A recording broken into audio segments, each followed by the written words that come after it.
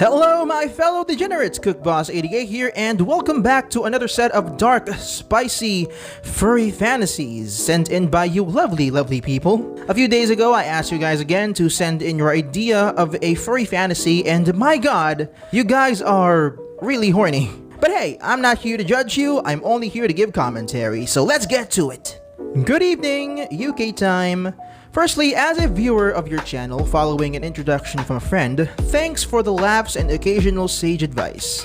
Secondly, for your server challenge of furry deviancy, I would like to meet Juno from Beastars, ask her to lie down, place her head on my lap, and rub those ears. Seriously, they look so fluffy, she's just such an adorable puppy. Then maybe offer her support in teaching a certain deer to fix his ways. Hope that's suitably amusing for your consideration. Keep up the good work and all the best. Thank you! Why isn't this just a very wholesome way to start this video? Thank you, good sir. You know, you would think that with the way Juno is, in all of her quirkiness, she has a lot of people simping for her. There's legit a subreddit dedicated to her and her only, and I think it's amazing. Apparently the ending that the manga gave her wasn't good enough and she deserves better. That is a sentiment that I myself agree with. Not so dark, but sometimes I wish where I... What? Not so dark, but sometimes I wish where I get isekai'd into a furry world as the only human. Another one is me being a wizard and encountering some tribal furries in the forest. I don't know what isekai'd means, but you sent this in. I wouldn't know what it means. There's gonna be a great deal of entries like this, the second one that I just read, so stick around. I kind of get why the very first, the first one would be a very common fantasy with the popularity boom of furry visual novels like Ad Astra and Far Beyond the World. It's just weird that most fantasies that I saw were quite similar to premises of the novels that I just mentioned. It's weird, but you know what, there's no problem with that. Yeah, sure, I can contribute this time. My team one is I can imagine myself spending hours just cuddling with a reptile and just feeling the texture of their scales, all the ridges and divots, the smoothness of their scales. If you want spicy, Takemoto Arashi's New Year's series. If you know, you know. Oh yeah, another thing that I noticed in certain entries, a lot of you would love nothing more than to just hug someone. It is either most of you are so very innocent and hugging a persona or a character that you have a crush on just brings you that much joy, or you are a very touch-starved person as a kid. You didn't get enough hugs when you were little. If you were, then I feel for you. I know how that feels like. And if I can all give you a hug myself, I will do it. My most spiciest furry fantasy would be going out with a short dom raccoon who is tough but secretly has a soft side to him, but also can be a little mean sometimes. Oh my god, I didn't think you'd actually see this. I had to have a conversation with this person. And I replied, but of course, I would see it. You sent it to me. Yeah, I know. My darkest furry fantasy would have to be being railed unconscious by a horseman who is also a bartender. Yeah. That last one was rather specific. Does he have to be specifically a bartender? I mean, horse personas in general are all well endowed. Why would it matter if the horse you're gonna have the naughties with is a bartender or not? And do you have to be unconscious? I mean, I would think riding something that big, you would need to be like awake for you to experience it, you know? Furry fantasy of mine. My Sona will come to life and will make me his right-hand man in ruling the world with the blood and guts of our enemies, showing no mercy whatsoever. Somebody get this person a Slayer album, please. Don't know if you'd rather call this a scaly fantasy, but here it is. I wish I could just be a happy dragon with a happy furry boyfriend to live with. I've never really met any nice people in real life, but if I had this boyfriend to live with, it sounds like things could be a lot different and I'd be a lot happier. We would do fun things together at home, make it look fancy and tidy, cuddle each other to sleep, and share smooches all day long. All I need is a hug. But when you have someone you truly love close to you, I doubt anything else would be any more interesting than them. Aww! Oh, that's so sweet! You guys are gonna give me diabetes with how sweet these entries are. God damn. When I finished playing Ad Astra, I was depressed for almost a month, and now I have an addiction of playing a lot of visual novels and liking himbos. I haven't recovered yet, and you never will.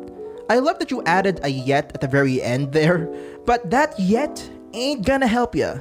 The pictures of AMICUS and his non-existence shall forever haunt your dreams, and everyone else who ever finished Ad Astra. Take it from someone who read it twice. It's never gonna be better. It's never gonna be better. AMICUS will and always will haunt your dreams. So a fantasy of mine is that I want to go on a beach date with a chubby lion man. We would be chilling, and then once he suggests we play volleyball with a group of people, I want him to inflate me until I am completely a ball of fluff with only my head, hands, feet, and tail just barely sticking out. After that, they use me as the volleyball, and even though it would be very humiliating, I would kind of like it.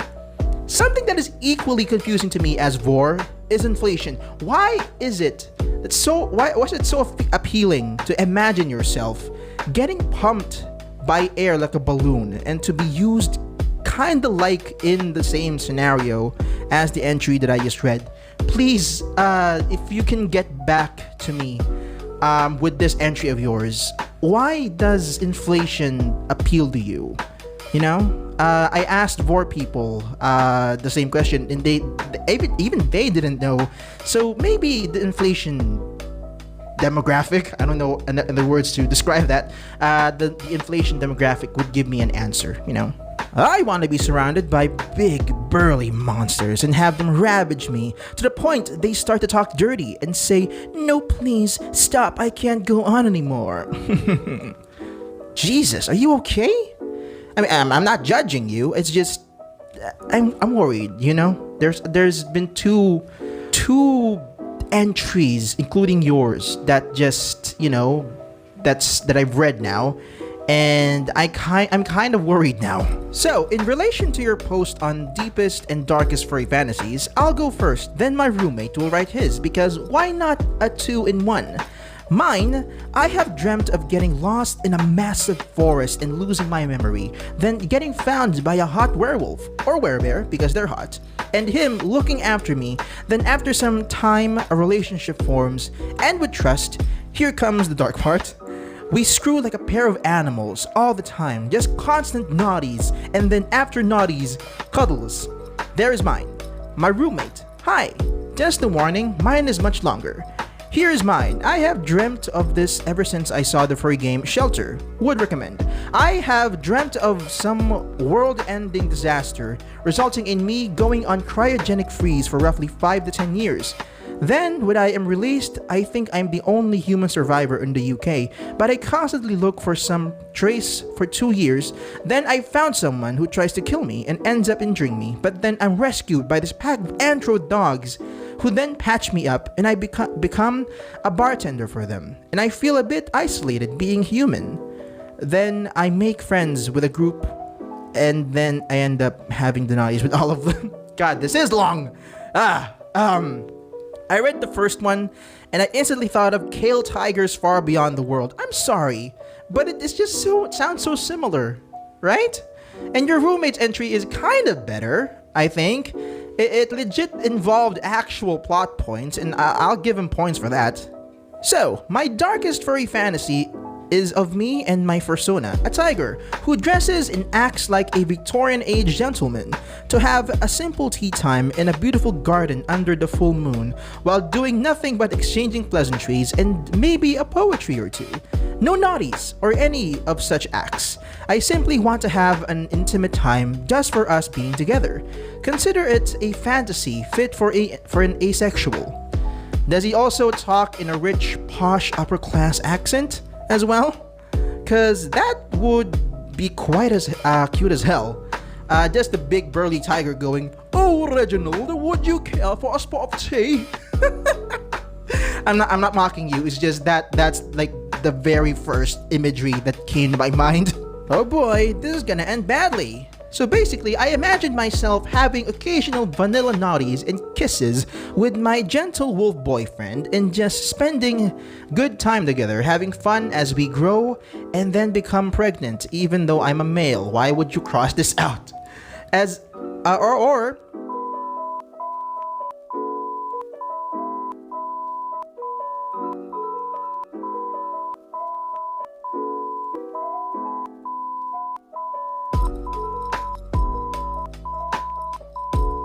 can't read that either. Or I go full can't read that and have my wolf boyfriend spank my can't read that when my hands are tied, wearing full body harness with a ball gag in my muzzle and optionally a blindfold. And then it's rough naughties time with my boyfriend pulling my collar. Or just like before but in a dungeon while I'm being chained. Or I get definitely gonna censor that. Hard, sea salt style by a perverted werewolf with a gigantic, can't read that, but I cried and get internal bleeding and almost die. Or I get ran over by a car or accidentally fall off a building and almost die. Are you okay? I have problems. Yes, you do. Yes, you definitely do. Jesus Christ, dude. I expected dark, but not deep web browsing dark. Now you see, it's time for a weirder fantasy. Having a whole concert of furries with everyone as their persona, I guess. Everyone just being themselves, enjoying the music and the party itself. Kinda like Nazuma scene from DNA. How is this weird? I imagine stuff like this every night before I go to sleep. But instead of BNA and Nazuma, I listen to live Nightwish performances and imagining it happening in Zootopia. The entire Nightwish members are anthros. Floor Jansen is a doll sheep. Tomas Holopainen is a black wolf. Empu Vuorinen is a fox. Troy Donockley is a bear. Marco Heitala is a stallion. And Kai Hato is a tiger. If I had the money, I would commission an artist to make this into reality. I want me and my boyfriend to be our Pokemon persona living in the mystery dungeon-like world. Me being the stay-at-home, him being the hardworking guild member, and I being the stay-at-home Umbreon wife. OC is female. That makes him big meals and takes care of his wounds. Then on his days off, us doing the naughty. The naughty is him using his psychic powers to hold me in place as he pounds my OC in the right places, and he makes her call him daddy. Then stargazing on our anniversary on the beach, and probably maybe get married and have a child or two. And them being hybrids of Lugia and Umbreon. That's a very sweet sentiment. Ending! Why can't I say ending? A very sweet ending there. I like that. I also feel like Nintendo did the furry fandom a huge solid when they released Pokemon Mystery Dungeon games. That spin-off game gave the fandom what it craved for. Anthro characters going on adventures and building relationships. I like that. And that brings us to the end of Furry Fantasies that you guys sent in. Thank you guys for participating in this video of mine. Thank you again to the previous people who started this. And thank you for watching. I hope you guys enjoyed, even though at least one of these has given you a bit of drama. But yeah, I hope you guys still enjoyed. Like, subscribe, all that jazz. Follow me on Twitter, chat with me on Discord, support me on Ko-fi. My Ko-fi link is in the description below. And don't forget to join the official Discord server for my channel. This has been your fellow degenerate Cook Boss 88, and I'll be seeing you guys in the next video. See ya!